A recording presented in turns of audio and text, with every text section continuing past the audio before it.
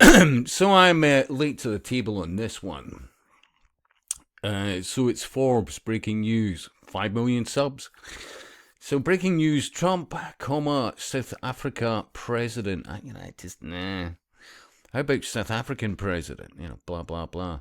Or Trump and South African president, or South Africa president. Nah. But then I suppose it's about minimum amount of words to get the point across. I get it. And hey, I'm the last guy to be advising people about traffic on YouTube. So yeah, okay, I'll get over that.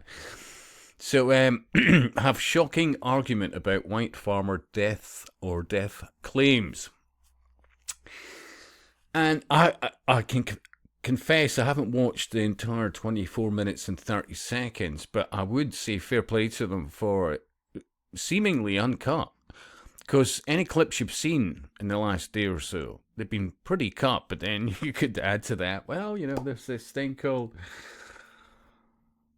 copyright. So, yeah, I get it all. But and then let's add to that, look, the whole world's a stage. So I'm not saying Trump's a good guy, blah, blah, blah. Look, so far, yeah, by and large, he's gone out and done what he said he would do, which is the complete polar opposite of what Starmer, the farmer harmer, and various others have done when they've got into somewhere. And so I look at this, and to preface it, I'm guessing it's a journalist, possibly from South Africa, who asks the president the following, under fair use. What would it take for you to be convinced that there's no white genocide in South Africa? So it's definitely a question asked to Donald Trump, the President of the United States. Yeah? Let's just play this again. It's important. Because, if you believe any of this, I would say this guy, Ramaphosa, yeah, I'll go with that. The balls out arrogance of, the interruption, she's quite literally asked Donald Trump, the President of the United States, what does it take for you to be convinced that there is no white genocide in Africa? Yeah? Question or statement? Mr. President, what would it take for you to be convinced that there's no white genocide in South Africa? Well, I can answer that for See? I mean, I might be late to the table here, the party, the whatever. But I have not seen a clip where I saw that, because right there and then, the balls out shamelessness of that South African president got, no. All right, okay, you asked them, but let me answer that for him. Seriously. Yeah.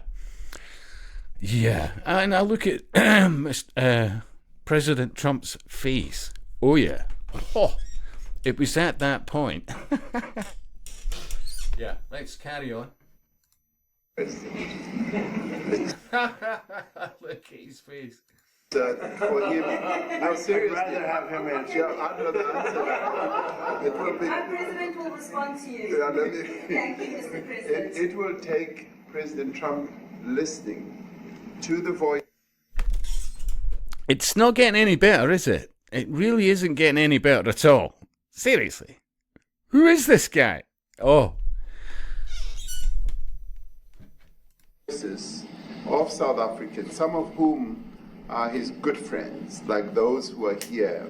When we have talks between us on around a quiet table, it will take President Trump to listen to them. I'm not going to be. Yeah, again, which part of patronizing, condescending, etc., blah, blah, blah, and, the arrogance of that. Seriously.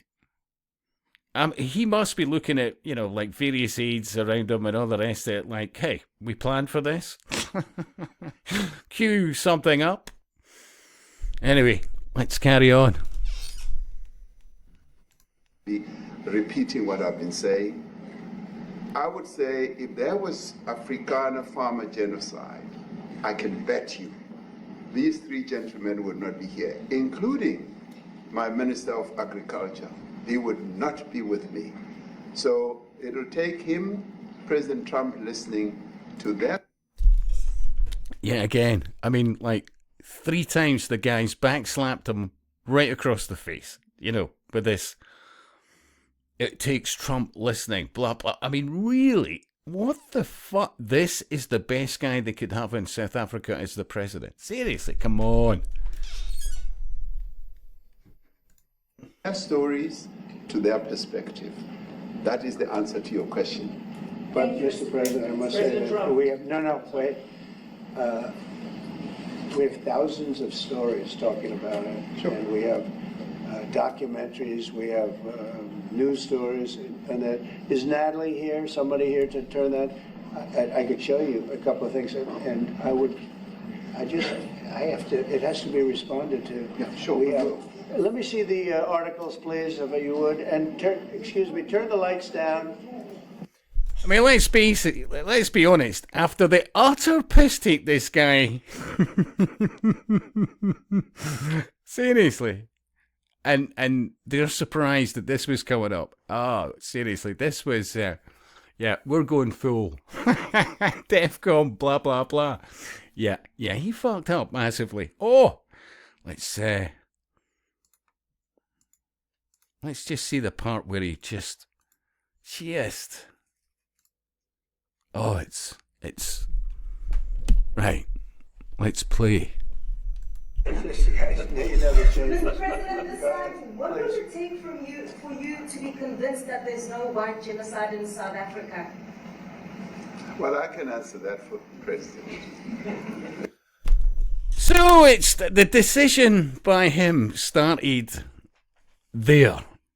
When that interruption, the arrogance, the condescension, what he goes on to say, seriously. Let me turn it up slightly, and rather than just keep pointing the mic at the speaker. Let's carry on.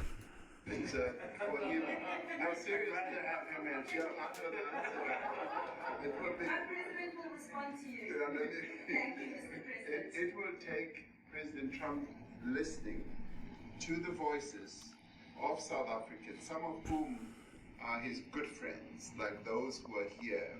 When we have talks between us around a quiet table, it will take President Trump to listen to them. I'm not going to be repeating what I've been saying. I would say if there was Afrikaner farmer genocide, I can bet you these three gentlemen would not be here, including. Oh, by the way, it gets worse at some point where I saw another clip and the very guys that were saying, oh, they'll know. They know it's not happening, and then they go on to say, yeah, it's happening. Seriously, I'll leave you a link to this, but let's carry on. My Minister of Agriculture, he would not be with me.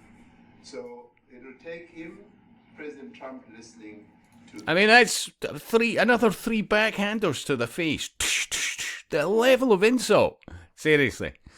Yeah. Yeah, he's not happy. Their stories to their perspective. That is the answer to your question. Young lady. Yeah, I mean, that's all I needed to add on the end of that. Seriously. This is South Africa's best choice. Yeah, seriously.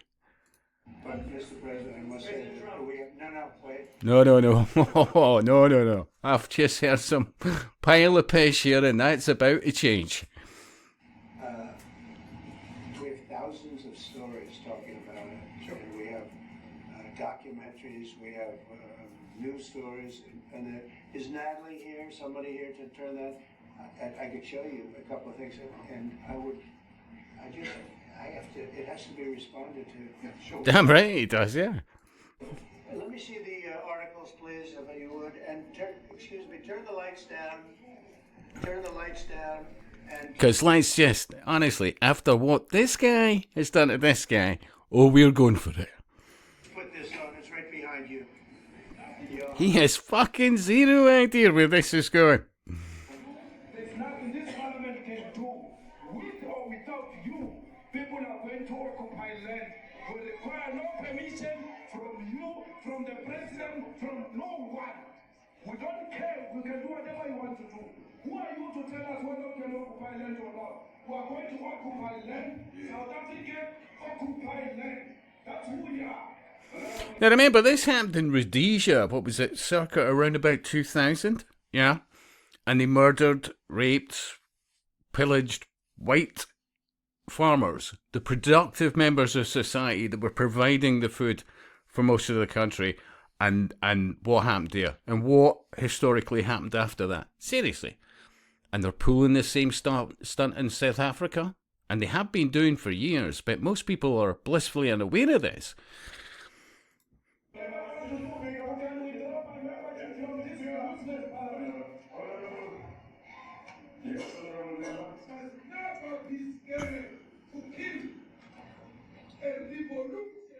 Demand that at some point there must be killing because the killing is part of the revolutionary act. Shoot, kill,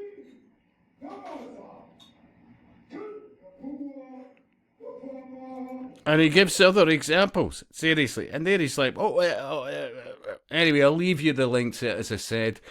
This is probably risky on copyright, whatever. But come on, seriously, when do you get access to that kind of detail? Uncut, seriously. Does make a big difference. Absolutely, yeah? Because they try to make it out, oh, this is just ambushed this and that and blah, blah, blah. You know, another saint. You know, an evil Trump, blah, blah, blah. I get it. The world's a stage, but just looking at that data alone. Anyway, your thoughts, and I'll speak to you soon.